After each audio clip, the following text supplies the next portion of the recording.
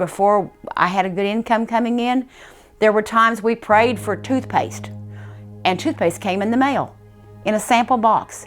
There were things that we prayed for that we didn't have, and my children know that today, and their testimonies to that, to how God got us through those rough years, and then how He blessed us. And so my faith has been going on a long time, and that's my legacy. I don't have a lot of money to leave to my children. I don't have, this is it. This is a little humble home here. This is what we have. And but my legacy to my children is my faith.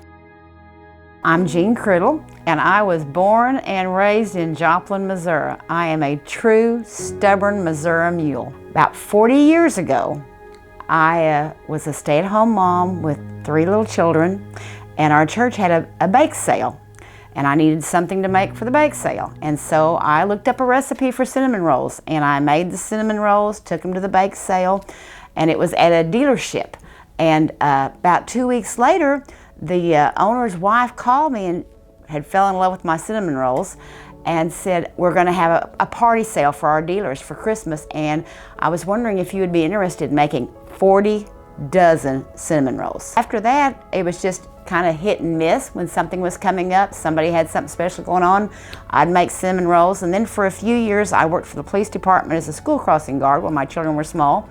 And so between Thanksgiving and Christmas, I would take orders from the police officers there, and they would buy a lot of cinnamon rolls. And then it kind of got pushed to the back a little bit, and I just made them for the family.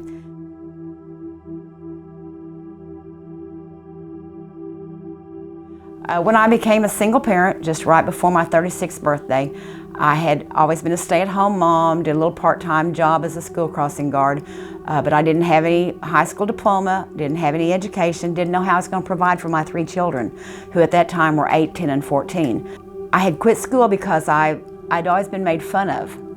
All my life, I was made fun of because I was heavy. And I not only was made fun of by my peers, my fellow students, but teachers would ridicule me and make fun of me and make jokes about me being so heavy.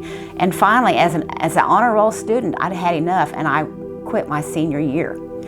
I never felt like I needed anything else. I was fulfilled as a mother and as a housewife, but when the necessity came that I knew I was going to have to provide for my children, I had no idea how I was going to do it. God opened the door. God actually opened a door, and He pushed me through it. Because when I walked out of school, I said, never again. I will never walk back into school again. Famous last words, never say never. And I said, that's the last place I ever want to be, is in a school environment. And so when I became a single parent and the option was thrown at me, have you thought about being a teacher? I said, no way. I had my fill of that. I had to do something, so I took my GED and got a scholarship from it and went to college and became an elementary teacher. And so for the next 25 years, that's what I did. I was an elementary teacher. I got my master's degree for educational administration at 55 years old, and just kept going. And so 3 years ago, the need arose for me to have to retire, and my husband needed me more at home, and I needed to be here and be available for him.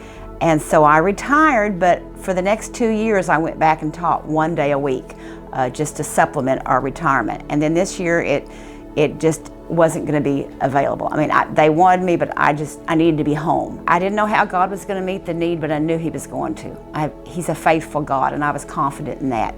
So about a week before Thanksgiving, I posted on Facebook some pictures of cinnamon rolls I'd made for a brunch I had here for the church ladies. And people started saying, we want cinnamon rolls. It's a ministry. I pray over my cinnamon rolls. I pray over every pan that they'll be a blessing to someone. And it's an added ministry. My husband and I are both ordained ministers, and due to our age and our health, our limits of being able to go has decreased. And so about 1.5 years ago, the Lord opened up a venue with Facebook where I do a weekly morning devotional on my front porch, Jean's Front Porch Fellowship. And when the weather's bad, I'm in the office. And that's been an outreach also. And so God has just blessed us beyond anything imaginable. And so I can make cinnamon rolls right here at home, don't have to leave Him, and be right here while he's resting, and I can be cooking and singing and praising the Lord and having a wonderful time getting ready to deliver these cinnamon rolls.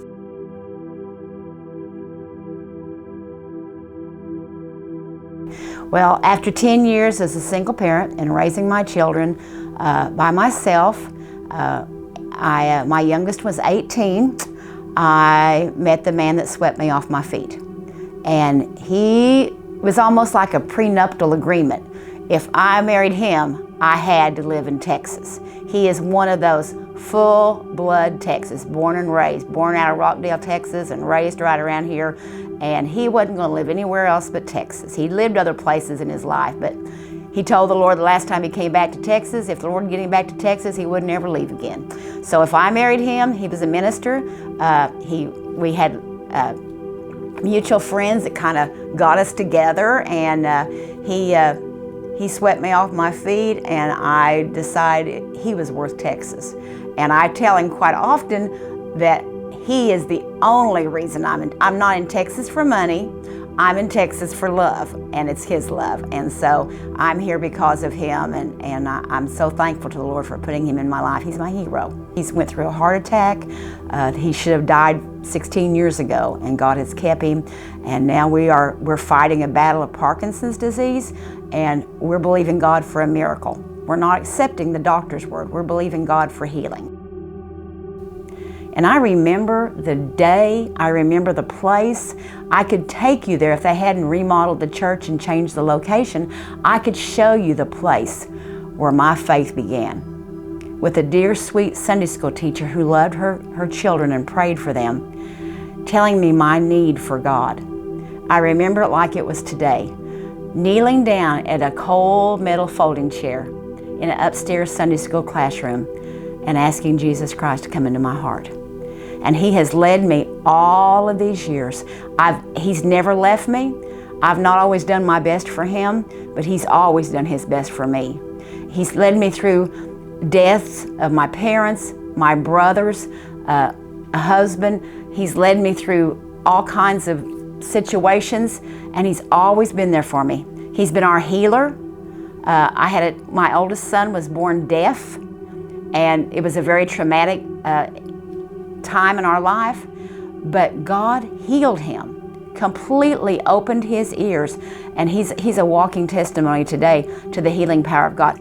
There were things that we prayed for that we didn't have, and my children know that today, and they're testimonies to that, to how God got us through those rough years, and then how he blessed us.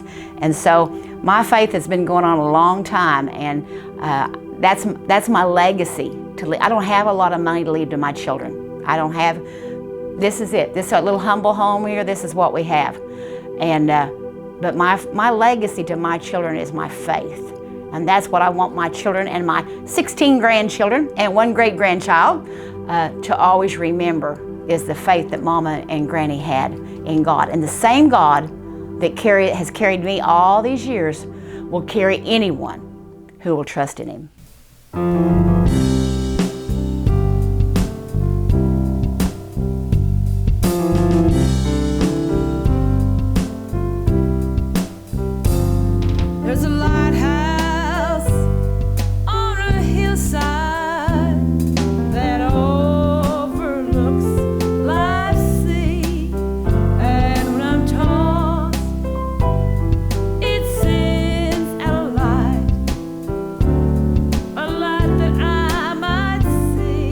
You got to come to Key West. There's a lighthouse here.